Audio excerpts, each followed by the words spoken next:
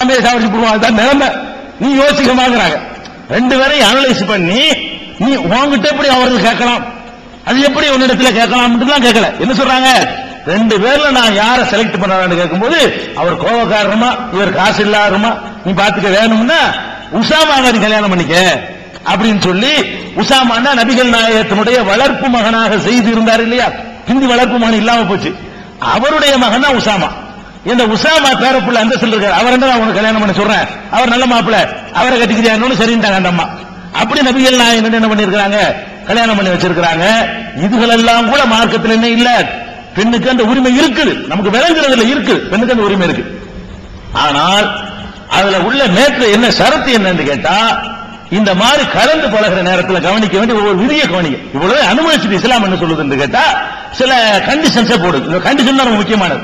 First நீங்கள் ஒரு ஆண்களுக்கு மத்தியில் அணிந்திருக்கிற ஒரு ஆடை முழுமை பெற்றதாக இருக்க வேண்டும்.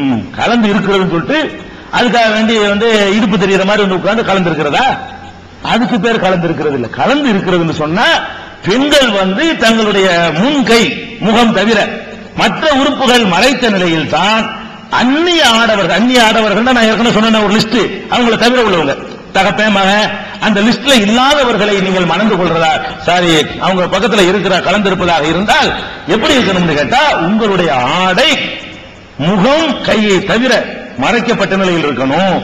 ஒரு ஆம்பளையாகிய நானே இவ்வளவு மறைச்சிருக்கிறேன், முகமும் கையும் தான் உங்களுக்கு தெரியுது. இதனால என்னுடைய முன்னேற்றத்துக்கோ என்னுடைய எதிர்காலத்துக்கோ எதுக்கும் எனக்கு பாதிப்பாக இல்லை. இது அது குறைவாக மறைத்தால் போதும் என்ற நிலையில் இருக்கிற ஒரு ஆணுக்கு நாங்களே இப்படித்தான் மறைச்சிட்டு இருக்கிறோம். என்னை மாதிரி தான் கருணாநிதி மறைச்சிட்டு இருக்கிறாரு, என்னை மாதிரி தான் வாஜ்பாயி மறைச்சிட்டு இருக்கிறாரு, என்னை மாதிரி தான் அத்வானி மறைச்சிட்டு இருக்கிறாரு, அவர்கள் எல்லாம் பிரதமராக கூட ஆக முடிகிறது. ஒரு ஆண் குறைந்த அளவு ஆடை அணிந்தால் கூட போதும் என்ற நிலையில் அவர்கள் நிறைவாக அணிகிறார்கள். முகமும் கையும் மட்டும் தெரிஞ்சா எப்படி வாழ்க்கையில முன்னேறதெல்லாம் கேட்கிறாங்க. அப்படி தெரிஞ்சுக்கிட்டு தானே ஒரு பிரதமராக ஒருத்தர் ஆயிருக்கிறாரு. அந்த மாதிரி ட்ரெஸ் போட்டு தானே கருணாநிதி ஒரு 3 தடவை 4 தடவையா சிஎம் இருந்திருக்காரு, 4 டைம்ஸ் சிஎம் இருந்திருக்காரு நாட்டில். இது தொடர்ந்து முதலமைச்சர் ஆயிட முடியுமா? இது 3 தடையா போயிருமா? இதனால படிப்புக்கு ஏதாவது பாதிப்பு ஏற்படுமா?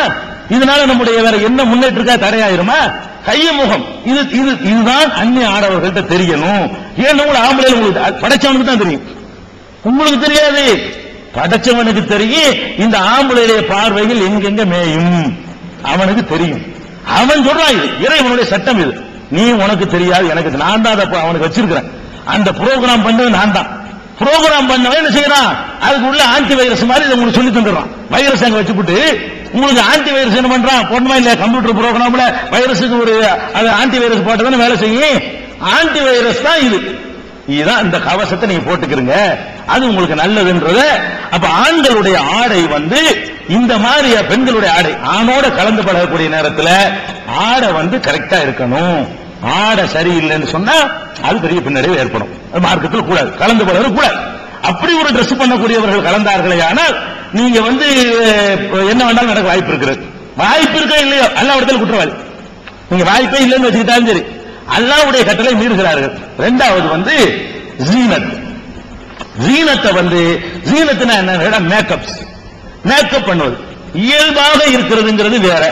கலந்து இருத்தல் என்று வறுமையானால் உங்களுடைய இயற்கைக்கு மேல ஒரு தனி கலர் அடிச்சுக்கிட்டு அதுக்கு மேல சில அலங்காரங்களான ஒண்ணு போட்டுக்கிட்டு லிப்ஸ்டிக் இப்படிலாம் இருந்தா நீங்க எவ்வளவுதான் முழுசையும் கொத்திக்கிட்டு இருந்தாலும் சரி அந்த லிப்ஸ்டிக் அவனை கருக்கிறதுக்கு போதும். போதுமா இல்லையா? நீங்க முழுசா நீங்க மறைத்து கொண்டு வந்தாலும் சரி அந்த உதடு மட்டுமே ஒருவனை ஈர்த்து என்ன அவனை படுகொலியில் தள்ளிட்டு போயிடும் இல்லையா? அப்ப என்ன செய்யணும்னு கேட்டா மேக்கப் சாதனங்களோடு அந்த மாதிரி இடங்கள் இருக்கக்கூடாது. நீங்க பாப்பாவோட மேக்கப் போடுறீங்க, மகனோட மேக்கப் போடுறீங்க, அண்ணனோட மேக்கப் போடுறீங்க, அண்ணன் மகனோட மேக்கப் போட போங்க, வீட்டுக்குள்ள மேக்கப் போடுறீங்க. பெண்களுக்கு மத்தியில இந்த மாதிரியா வேண்டாலும் நீங்க ட்ரெஸ் பண்ணிக்கிறீங்க. ஆண்களுக்கு மத்தியில இயல்பா உங்களுக்கு அல்லாஹ் என்ன மாதிரி படைத்திருக்கிறானோ அந்த இயல்பா அதுக்கான பரட்டையாவெல்லாம் போய் என்ன செய்வர்களோ அவர் இயற்கையா உள்ளது. அதுக்கான பரட்டையை விரிச்சு தலைவர் குளமா பேய் மாதிரி போகக்கூடாது. அந்த மாதிரி நான் சொல்ல வரல. இயற்கையான முறையில் உள்ளதுக்கு மேல செயற்கையை அப்பிக்கொள்ளாமல் அதிகப்படுத்திக் கொள்ளாமல் இருந்தால் அது உங்களுக்கு நல்லது, கண்ணியாது. உங்களுக்கு தெரியாதுமா ஆண்கள் அப்படித்தான் சலனப்படுவாங்க. அதனால நீங்க அதை ஜீனத்தை தவிர்த்துக் கொள்ளுங்கள் என்று அல்லாஹ் என்ன சொல்றான் திருமறை குர்ஆன்ல 24வது அத்தியாயத்தில் 31வது வசனத்தில் அல்லாஹ் சொல்றான். எப்படி சொல்றான்? அதாவது உலா யுபதீன ஜீனத்தஹுன்ன தங்கள் ஜீனத்துகளை வெளிப்படுத்தக்கூடாதுன்னு சொல்லிவிட்டு தங்களுடைய கணவன்மார்கள், தன்னை பெற்றெடுத்த தந்தை, தன்னுடைய கணவனுடைய தகப்பன்மார்கள், தன்னுடைய புதல்வர்கள், கணவனின் புதல்வர்கள், தன்னுடைய சகோதரர்கள் அல்ல சகோதரனுடைய புதல்வர்கள், சகோதரியின் புதல்வர்கள், தங்களை போன்ற பெண்கள்,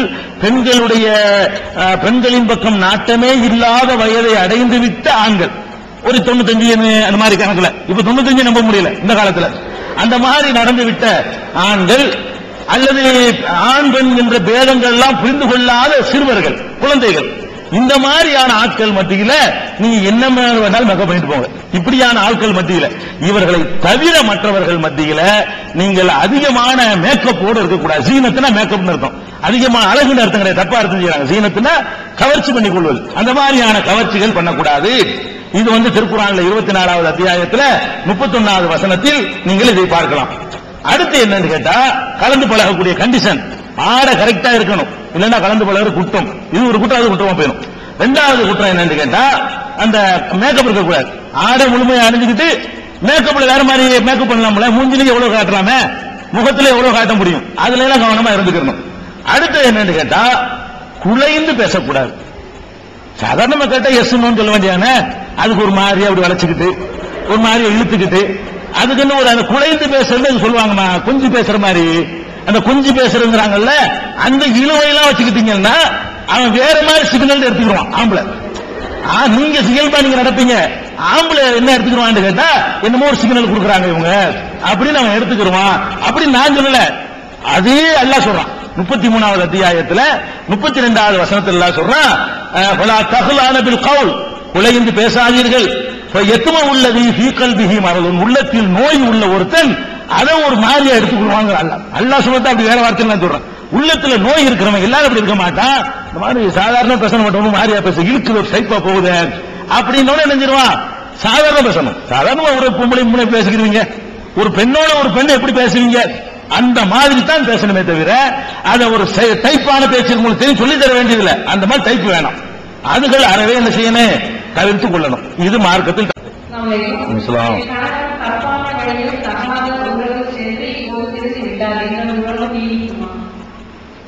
அதாவது இஸ்லாத்தை பொறுத்த வரைக்கும் ஆணா இருந்தாலும் பெண்ணா இருந்தாலும் சரி, தகாத செயலை செய்து விட்டார்களேயானால் என்னைக்கு மார்க்கம் தெரியுதோ, மறுமை பற்றிய பயம் வருதோ, இறைவனை பற்றிய அச்சம் வருதோ, இன்னைக்கு திருந்து அழுது யா அல்லாஹ் இந்த நிமிஷத்துக்கு முன்னாடி வரைக்கும் நான் நடந்துட்டேன் என்னை மன்னிச்சிரு என்று சொன்னா ஆம்பளையும் மன்னிப்போம், அல்ல பொம்பளையும் மன்னிப்போம். இதுல மார்க்கத்துல எந்த ஒரு திருந்திட்டாரா படைச்ச ரப்புல் ஆலமீன் மன்னிச்சிருவான். உங்களுடைய திருமண உறவை நீங்க அதை பாதிச்சு இருந்து தொடரக்கூடாதுன்னு நினைத்தால் நீங்கள் பிரிந்து கொள்ள உரிமை இருக்கிறது. அந்த ஆள் தான் திருந்திட்டார் என்று சேர்ந்து வாழ விரும்பினீர்களே, ஆனால் சேர்ந்து வாழ விரும்பி இருக்கிறது. ஆம்பளைக்கு மட்டும் இந்த உரிமை இல்ல. ஒரு ஆள் நபிகள் நாயகத்திட்ட வர்றாரு, வந்து சொல்றாரு, இன்ன இம்ராத்தி லாத்தருத்து எதல் ஆமிசுங்கிறார். அல்லாஹ்வுடைய தூதரை, என் பொண்டாட்டி யாரு கையை பிடிச்சாலும் போயிடுறேங்கிறா இப்படிங்கிறாரு.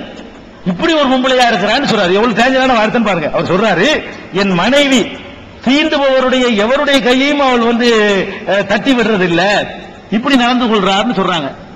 அப்படின்னா நீ விவாகரத்து பண்ணிருப்பா. அந்த மாதிரி தப்பான நடத்தையில போனாங்கன்னா விவாகரத்து பண்ணிரு.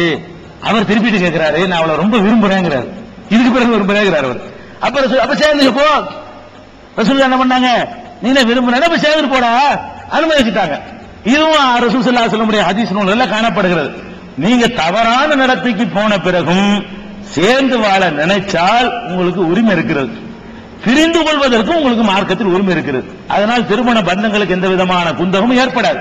உங்களுடைய மனநிலையை பொறுத்த ஒரு மேட்டர் அது. சில பேர் அதை சகித்துக் கொள்ளக்கூடியவங்களா இருப்பாங்க. இப்படி நீ இன்னொரு பொம்பளைகிட்ட போயிட்டு வந்து எனக்கு தேவையில்லைன்னா மார்க்கத்தில் பெண்களும் விவாகரத்து ஈஸியா பெறுவதற்கு வழி இருக்கிறது. ஆண்கள் மாதிரி ரொம்ப கஷ்டம் கிடையாது. உங்க திருமணம் விரும்பினா நினைக்கலாம். ஒரு முஸ்லிம் பெண் இந்துவாகி இஸ்லாத்தை வழிபட்டால் பலன் கிடைக்குமா? அல்லாஹ் ஏற்றுக்கொள்வார். இஸ்லாத்தை வழிபட்டால் ஒரு முஸ்லிம் பொண்ணு இந்துவாகினாங்க, சரி, ரொம்ப முரண்பாடு இருக்கு. நிக்கிறாங்க உட்கார்ந்துருக்காங்க மாதிரி இருக்கு. நிக்கிறாங்க ஆனா உட்கார்ந்துட்டு இருக்காங்கன்னு சொல்ல முடியுமா? இஸ்லாத்துல அதாவதுங்க ஒரு அல்லாஹ் ஒரு கடவுளை தவிர ஒரு கடவுள் இல்லைன்னு சொல்லிட்டா இஸ்லாத்துல இருக்கிறாங்கன்னு அர்த்தம். இல்ல எல்லாம் இருக்கிறாங்கன்னா இல்லைன்னு அர்த்தம். ரெண்டும் சேரவே இயலாது. நான் அடிப்படையில் ரொம்ப டிஃபரெண்ட் இருக்குன்னு சொல்றேன் கொள்கையில. சேரவே இயலாது. ஆனா இஸ்லாம்ங்கிறது பிறப்பினால் வருவது கிடையாது, கொள்கையினால் வரக்கூடியது. ஒரு இஸ்லாமிய பெண்ணு தவறான ஒரு மார்க்கத்தை விளங்காத நேரத்தில் அப்படி ஒரு மதம் மாறி போயிட்டாங்க. இப்ப திரும்பி வர்றாங்களா? அல்ல ஏத்துக்கிறோம், எல்லாம் நான் தெரியாம செஞ்சுட்டேன். எத்தனையோ சஹாபி பெண்கள்லாம் நம்ம நினைச்சு பார்க்காத மாதிரி தப்பாக நடந்தவங்க தான். சஹாபி ஆண்கள் அப்படித்தான் நடந்து கொண்டாங்க. நபிகள் நாயகம் காலத்துல இஸ்லாத்தை ஏற்ற ஆண்களையும் பெண்களையும் ரலியல்லாஹு